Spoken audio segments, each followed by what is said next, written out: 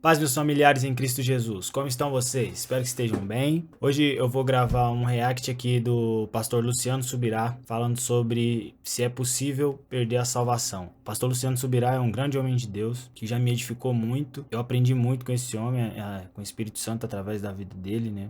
O chamado dele é incrível. Só que, se tratando desse assunto, ele errou. Ele errou feio e eu senti que deveria vir aqui fazer esse vídeo e tentar trazer à luz da palavra de Deus algumas explicações a vocês a respeito disso. Porque é um assunto muito sério, né? A salvação é um assunto muito sério. E é óbvio que isso não diminui em nada o chamado do Luciano Subirá, que é um grande homem de Deus, mas ele errou, então precisa ser corrigido à luz da palavra de Deus.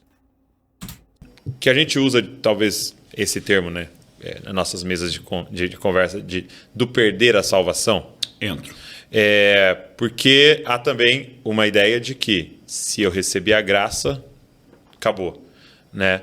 Mas como é que você trabalha essa temática? O que você leu e se aprofundou nesse tempo aí? Se a gente entender o processo e que a ação da graça não é, ou a salvação, um ato único e instantâneo, porque se tem portas, se tem caminhos, se tem alvo, tem um processo. Sim. Para mim, o processo pode ser abortado. Mas eu não tenho assim um pingo de dúvida e eu discuto esse assunto com quem for, o quanto quiser, porque assim... Ok, aqui a gente já vai entrar numa questão que deixa claro que ele se equivocou. O processo que existe na palavra de Deus é um processo de santificação, tá? Não é um processo de salvação. Porque a salvação, ela não pode ser um processo que dependa de nós, porque se dependesse de nós, esse processo obviamente seria abortado. Porque é impossível que o ser humano consiga ajudar Deus a salvar alguém. É por isso que a Bíblia diz que o Senhor é o único Salvador, né? Em Isaías o Senhor vai deixar claro: eu sou o Senhor, eu sou o Salvador, eu sou o Redentor, não há Deus além de mim, não há Salvador fora de mim. Então, a gente não pode ajudar Deus a nos salvar. Enfim. Nosso podcast vai ser debate aqui. Porque, de fato, por exemplo, o texto aqui que eu citei de Hebreus vem na continuidade do verso 26. Se continuarmos a pecar de propósito, depois de termos recebido o conhecimento da verdade, já não resta sacrifício pelo pecado. Não dá para consertar. Né? O texto está falando isso. Aí alguém fala, não, isso aí é gente que não teve uma experiência de conversão. Ele diz que pisou o Filho de Deus, profanou o sangue da aliança com o qual foi santificado. Como é que o cara foi santificado e não teve uma experiência de novo nascimento?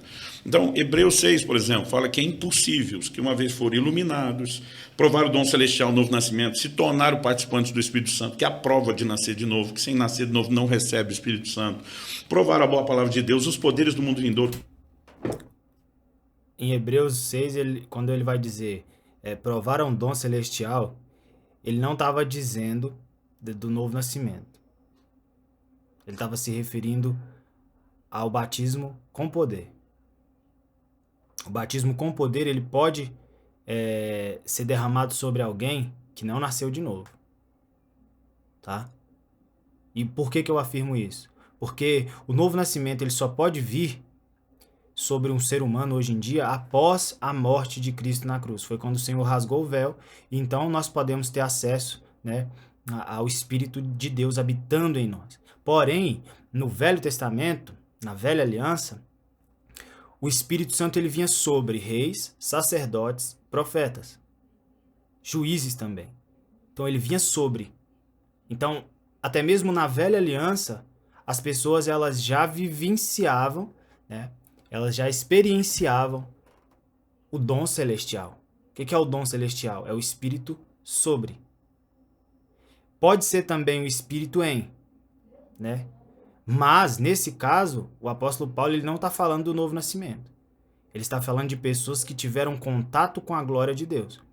O mesmo nível de contato que Moisés... Não, o mesmo nível de contato que Moisés teve, não. Mas, assim, semelhantemente, né? Da forma que Moisés, Josué, Abraão, Jacó, esse pessoal teve um contato com a glória de Deus. Mas eles não nasceram de novo. Porque só pode haver novo nascimento após a morte do Senhor.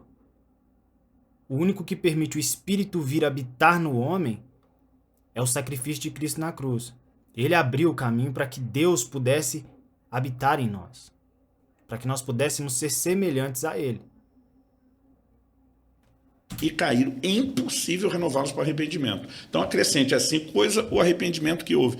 Não consigo olhar para isso tudo, né, e não crer dessa forma. Agora, eu não tenho problema com as igrejas, porque eu falo sobre certeza e salvação. A gente não prega incerteza. Isso é algo que tem que ser entendido. O livro de Hebreus também fala, no mesmo capítulo 6, de uma âncora da alma. Depois de falar de gente que se perdeu, ele fala de gente que pode estar bem ancorada.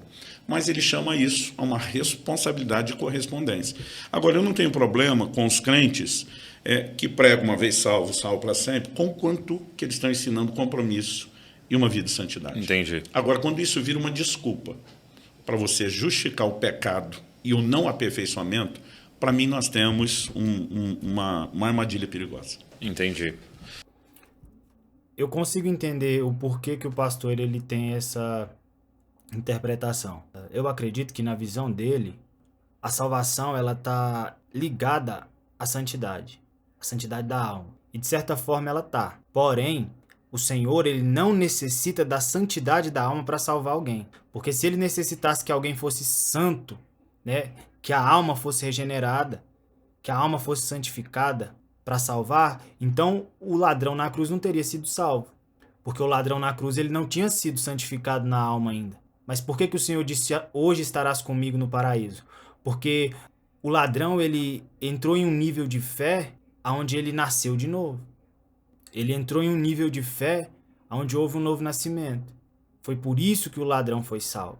Porque se ele dependesse da santificação da alma, ele não teria sido salvo. Agora, quando a gente faz essa conexão e a gente acredita que para ser salvo você precisa ser santo, você precisa não ter pecado, aí complica as coisas. Porque aí a gente vai achar que alguém que comete pecado, ele está desonrando, né, o evangelho. Ele está, de certa forma, negando a salvação. O que não ocorre. Em Hebreus 6 vai dizer que eles pisaram o sangue da aliança. Ali, Paulo se refere à apostasia. Pessoas que apostataram da fé, eles jogaram fora a salvação. Ou seja, passando por perseguições ou por qualquer tipo de situação que seja, eles foram levados a uma condição na qual exigiam da parte deles uma escolha. Ou eles continuavam crendo em Jesus, ou morriam, ou algum membro da família morria. E por causa disso, eles decidiram abrir mão da fé. Então eles apostataram da fé. Não é um pecado comum. Não é um adultério. Então, a gente tem que entender que em Hebreus 6, o apóstolo Paulo está se referindo a pessoas que apostataram da fé. Eles jogaram a salvação fora. Eles não perderam a salvação.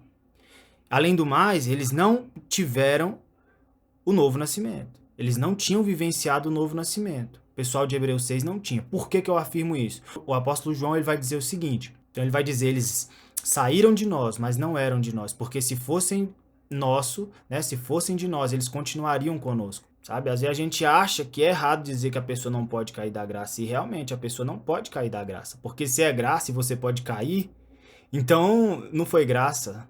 Teve alguma coisa que você fez ali para que ficasse nela. Então como que eu recebo uma graça, que é um favor imerecido, e eu caio desse favor? Se for um favor imerecido, não tem nada que eu possa fazer que me faça permanecer. Se não há santidade, não houve salvação, né? Porque o texto que você citou de Tito, né? E o texto de Romanos 8 é muito claro, né?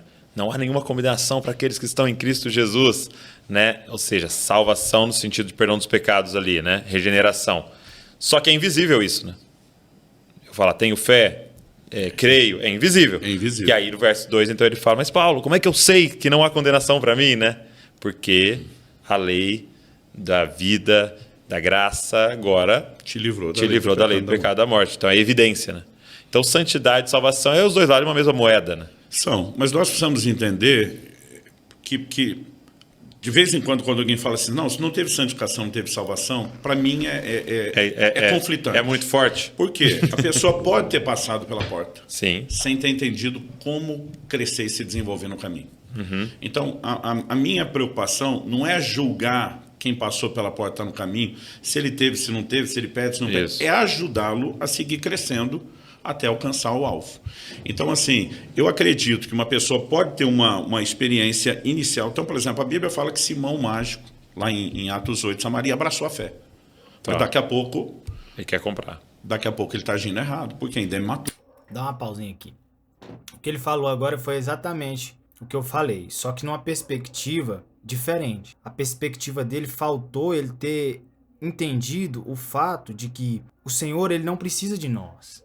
Ele não precisa do meu ministério, ele não precisa do ministério do pastor Luciano Subirá para santificar alguém, para levar alguém a ter esse entendimento, sabe? De que precisa parar de pecar.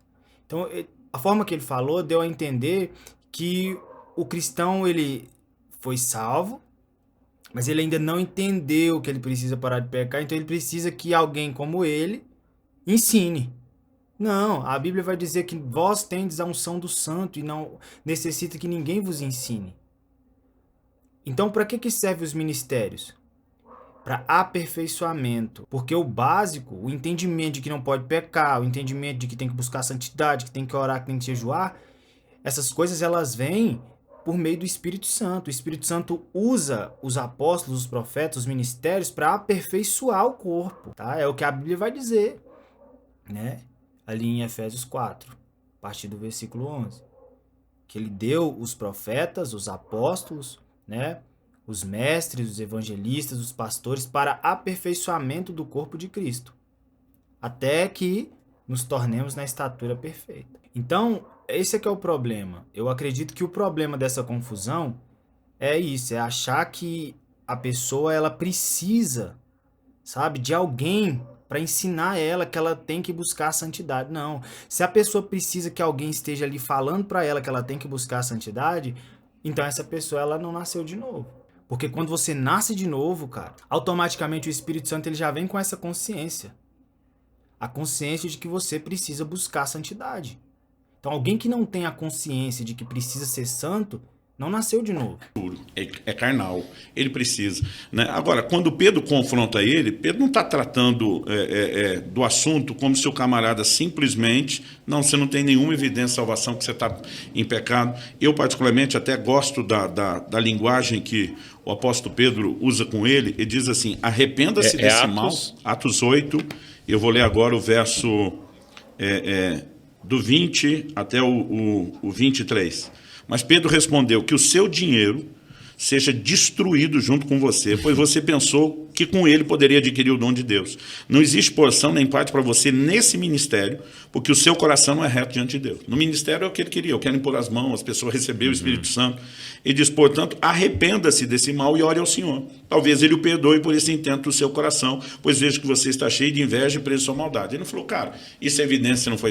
Essa tradução que ele usou aqui não é a tradução mais fiel ao original. Porque a tradução mais fiel ao original, ela vai dizer, pelo menos nesse texto, tá? A tradução mais fiel ao original nesse texto, ela vai dizer que Pedro falou que o seu dinheiro vá com você para a perdição. Só por ele ter aquele intento no coração de querer comprar o dom de Deus, ele já deixou claro que ele não é salvo. Por quê? Porque alguém que possui o Espírito Santo habitando no espírito dele jamais intentaria comprar o dom de Deus. A evidência não foi salvo. Ele diz, arrependa, ora ao Senhor. Né? É evidência do quê? De maturidade, de necessidade de ajuste, de alinhamento. E que não dá para você ser líder, né? Exatamente, porque enquanto não cresceu... Não dá para você ser membro, não dá para você ser membro. Exatamente. Então, assim, eu prefiro sempre fazer essa distinção. Então, se por um lado, às vezes, me acham exageradamente rigoroso quando falo de perder, nem sempre eu estou olhando para alguém que não manifestou tudo e dizer que ele não teve nada. Entendi. Né? Então, isso merece os outros 18 podcasts. Aí é que a gente entra também em outra questão. O que o Senhor disse? Quem tem, mais será dado. Quem não tem, até o pouco que pensa ter lhe será tirado. O que o Senhor usou, que quis dizer com essa frase, com esse ensino? De que quando você tem, cara, você tem. Se você nasce de novo, é óbvio. Eu entendo o que ele quis dizer aqui. Ele quis dizer que a pessoa ainda pode ser imatura. Pode não ter adquirido o entendimento correto, que todo mundo passa por esse processo mesmo, de adquirir entendimento sobre as coisas, de ler a Bíblia, entender e de errar. Mas se tratando da salvação, é impossível você ser mais ou menos. Porque a salvação é 8 ou é 80. Se você tem o Espírito Santo habitando em você, existem atitudes que você nunca tomará. Porque o Espírito Santo que habita em você, ele tem zelo. E ele não te deixa cometer atitudes como essas. Como, por exemplo, querer comprar o dom de Deus. Então, existem coisas que um renascido, alguém que possui o Espírito de Cristo habitando nele, jamais fará. Enfim, é isso aí. Espero que vocês tenham entendido. Salvação não se perde porque você não compra. Então, você não acha. Né? A salvação, ela foi dada. E ela só foi dada para pessoas que tiveram humildade o bastante para decidirem e estarem dispostas a não querer pecar mais. Por isso que a salvação vem. Por isso que o novo nascimento vem. E ele só vem sobre pessoas que não querem mais praticar o pecado.